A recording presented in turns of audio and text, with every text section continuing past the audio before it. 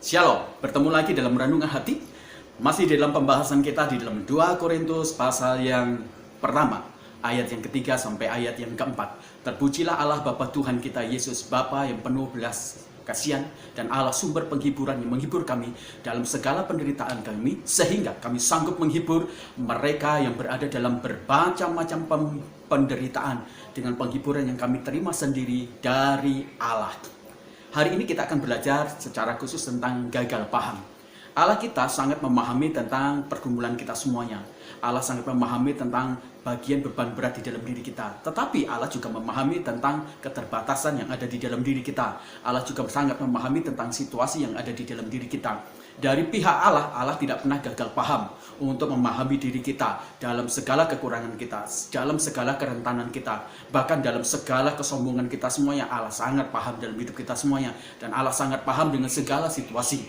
Tapi kita sendiri yang seringkali gagal paham terhadap kasih Allah, terhadap pertolongan Allah, terhadap kekuatan Allah, kuasa Allah, belas kasihan Allah. Kita yang seringkali gagal.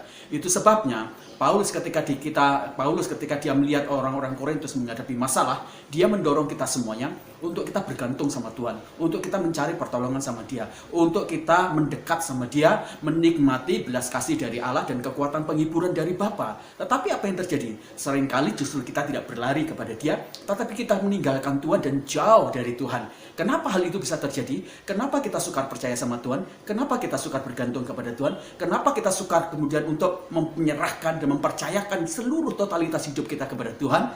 Karena kita gagal paham. Gagal paham pertama adalah kita seringkali berpikir bahwa apa yang kita lihat itu akan cenderung memberikan sebuah pertolongan dalam diri kita semuanya. Ketika kita punya masalah, langsung kemudian mata kita melihat kira-kira siapa yang dapat dimintai bantuan atau pertolongan.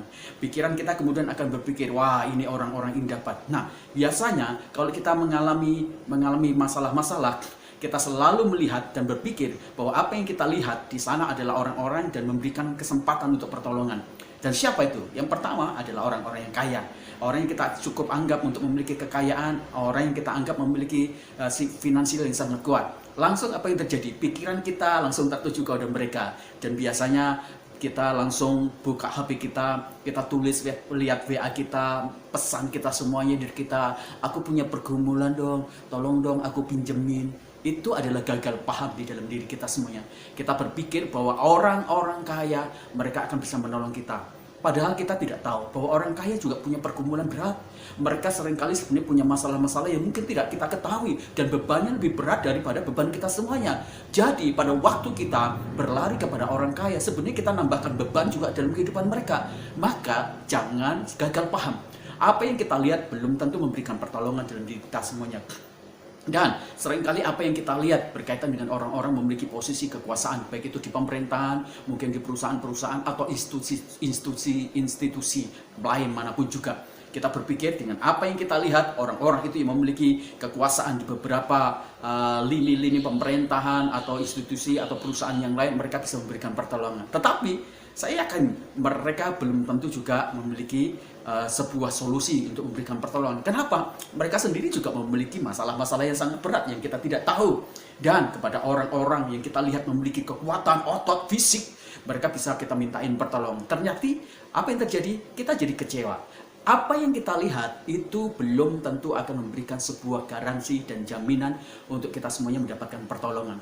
Paulus berkata di dalam 2 Korintus, hidup kami bukan karena melihat, tetapi karena percaya. Nah, ini gagal paham yang pertama. Seringkali kita berpikir apa yang kita lihat itu cukup memberikan pertolongan kepada kita semuanya. Berhenti untuk kita mengandalkan apa yang kita lihat. Karena apa yang kita lihat belum tentu memberikan sebuah pertolongan. Tetapi, seperti Paulus katakan, apa yang kita tidak lihat, apa yang kita percayai, apa yang memiliki nilai kekekalan, apa yang memiliki otoritas yang lebih hebat daripada otoritas jasmani, itu menjadi sumber kekuatan, penghiburan, belas kasihan, dan pertolongan bagi kita.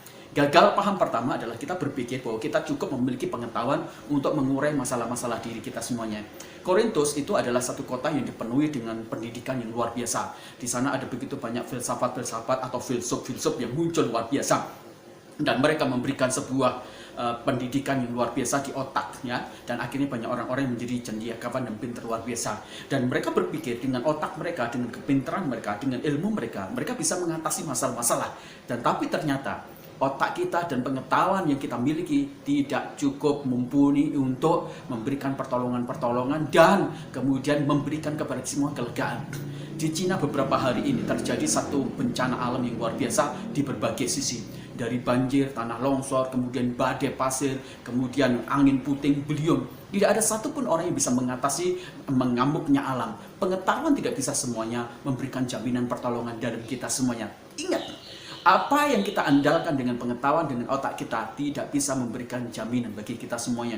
Bahkan di dalam perjanjian lama katakan bahwa Tuhan akan mematikan atau memunahkan pengetahuan-pengetahuan orang yang berusaha mengandalkan ilmu mereka semuanya. Jadi ingat baik-baik. Jangan kita mengandalkan pengetahuan kita, ilmu kita, kepintaran kita semuanya.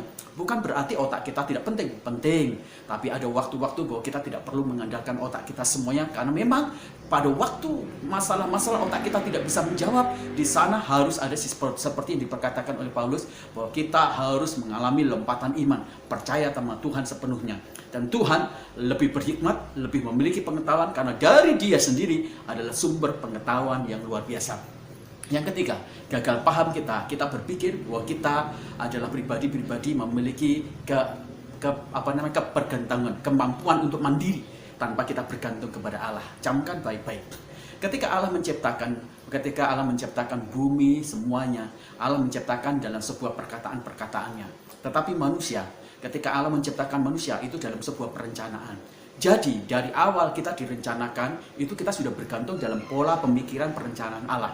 Jadi kalau kita merasa bahwa kita mandiri bisa melakukan segala sesuatu tanpa melibatkan Allah, maka itu adalah gagal paham bagi kita semuanya. Dan kedua, ketika Allah menciptakan segala sesuatu, Allah menciptakan berkaitan dengan ikan, dia bergantung kepada keberadaannya kepada laut. Maka kemudian Tuhan berfirman, laut keluarlah. Kemudian muncullah ikan. Ketika Tuhan menciptakan tubuh-tubuhan dan binatang-binatang, Dia berbicara kepada daratan. Semua bergantung kepada apa yang ada di dalam daratan itu sendiri. Tetapi ketika Tuhan menciptakan manusia, Tuhan sendiri yang kemudian berbicara pada dirinya sendiri dalam ketritunggalannya. Dan ketika kita diciptakan, kita bergantung sepenuhnya kepada Allah itu sendiri.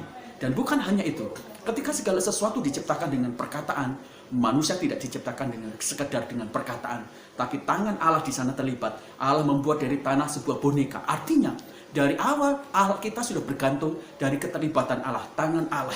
Jadi kita tidak mungkin bisa menjadi seorang yang independen, absolut. Kita nggak mungkin bisa.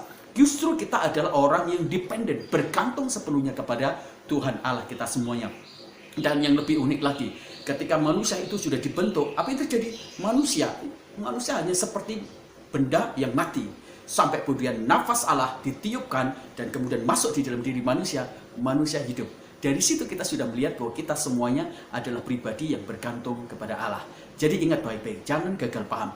Pada waktu kita menghadapi masalah-masalah, ingatlah sebuah kebenaran yang dikatakan oleh Paulus. Mari kita datang kepada Allah, sumber belas kasihan, sumber segala penghiburan yang sangat komplit di dalam diri kita. Larilah kepada Dia, bergantunglah kepada Dia, menyerahlah kepada Dia.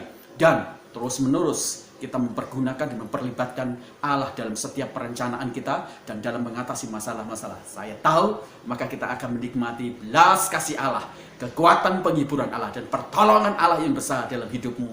Salam kebenaran firman Tuhan. Maju selalu, optimis dan percaya dan positif selalu dalam kebenaran firman Tuhan. Haleluya, amin.